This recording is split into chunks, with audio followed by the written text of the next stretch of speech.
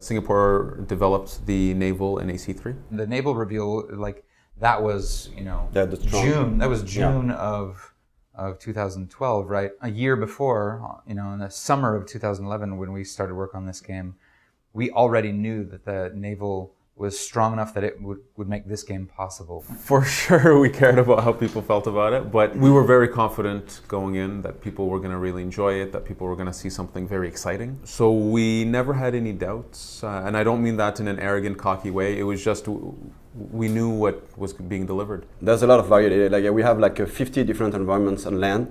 On the ocean, of course, we have all the diversity thanks to the weather, that the weather change, mist, but also the storms. But on the land, we also have a lot of different locations, being natural location, but also cities. And the cities could be colonial Spanish cities, but also British colonial cities. So we have a lot of interesting diversity in the layouts in the world. So the game starts off with a bang. You get to feel a lot of the navigation and the combat right away. We do want to tell a story as well. I mean, Assassin's Creed prides itself on telling a really great, detailed story.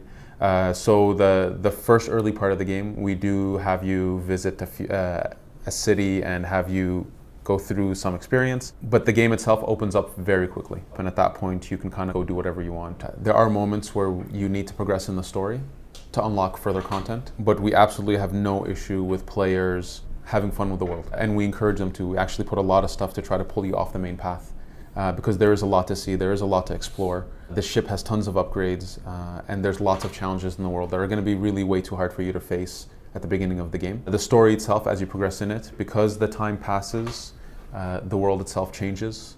So players are obviously encouraged to go through the story as well, because it does have an impact on the world itself and what's available to you to loot and to upgrade. The military forces in the naval world, they are your enemy.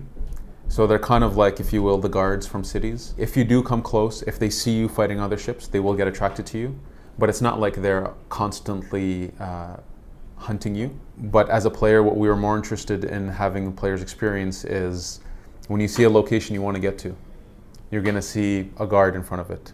So maybe 2 or 3 military ships that are standing right in front of that location. So for you to land in that beach or in that plantation, you will have to combat those ships. It's not necessarily constantly harassing the player. We don't want that. That could get very frustrating.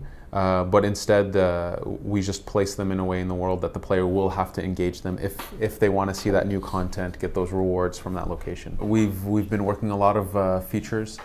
The boarding, it's one of the most exciting things for us. We've been working very hard on this, and we'll continue to keep working hard on this because it is a very important thing that Pirates do.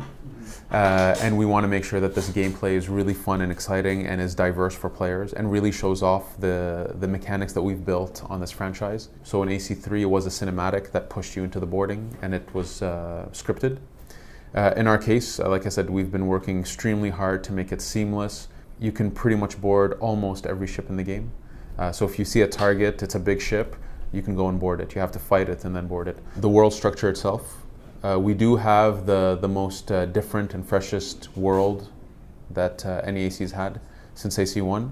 It's very diverse, it's pretty big, it's seamless, so you'll be able to go from your ship to an island, to a jungle, to a Mayan ruin seamlessly, and it should feel intuitive and fluid for the player. And one more thing, it's the ship itself. The ship is something that's new to the franchise. It's a new character, really. The boat will always be accessible to you.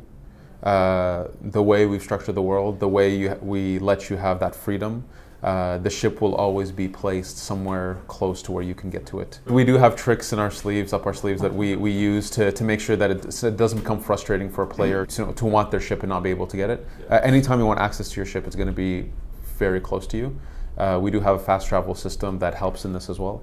So no, we're making sure that any possible frustration from traveling, from needing to be at a place that you can't get, we've made sure that the player has comfort in being able to get there. The amount of tools we give it, the amount of weapons and the upgrades you can have for it, it's really immense, and it's going to give players a lot of depth and strategy to enjoy the game.